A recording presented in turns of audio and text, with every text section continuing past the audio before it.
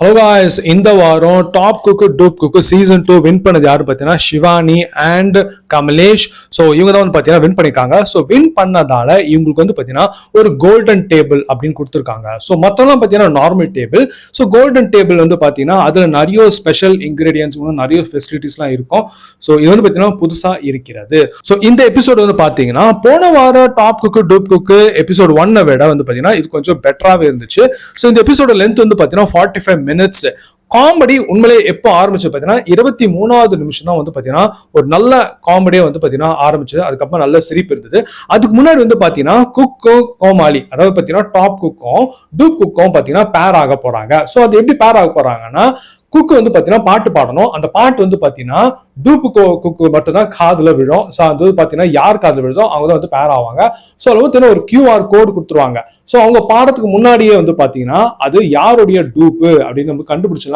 நம்ம மொபைல் போன்ல இருக்க QR கோடு ஸ்கேனரை வச்சு பார்த்தீங்கன்னா ஸ்கேன் பண்ணல தெரிஞ்சிடும் அந்த டூப்பு யாருன்னு. ஸோ இந்த மாதிரி பாடிட்டே இருக்கும் பார்த்தீங்கன்னா எல்லாம் மேட்ச் ஆயிட்டு இருக்காங்க. ஆனா டெல்னாவும் பார்த்தீங்கன்னா அதிர்ச்சாவும் பார்த்தீங்கன்னா இந்த வாரம் அகைன் வந்து மேட்ச் ஆயிட்டாங்க. போன வாரம் தான் அவங்க தான் மேட்ச் ஆனாங்க. ஸோ இந்த வாரம் அகைன் வந்து டெல்னா டேவிஸும் அதிர்ச்சியும் அருணும் வந்து பாத்தீங்கன்னா பேர் ஆயிட்டாங்க.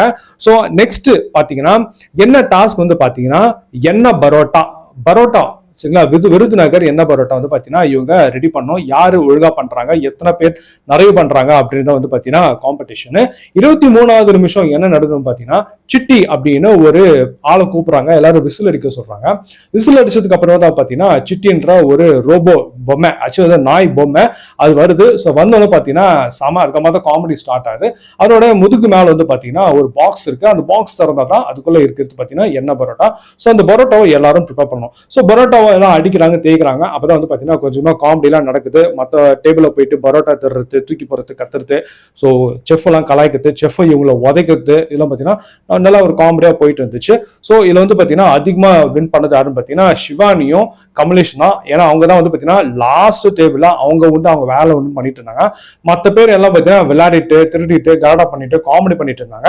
ஸோ அவங்க வந்து பாத்தீங்கன்னா வேலையில மட்டும் கவனம் செலுத்ததால அவங்க வந்து பாத்தீங்கன்னா வின் பண்ணிட்டாங்க. கமலேஷும் அந்த குட்டி பையன், டூரிஸ்ட் ஃபேமிலியில் வரத்துல அந்த குட்டி பையன் வந்து பாத்தீங்கன்னா முன்னாடி சொல்லிட்டான், சிவானி அக்கா நீங்க கவலைப்படாதீங்க, நம்ம தான் அடிக்கிறோம் அப்படின்னு சொல்லிட்டு.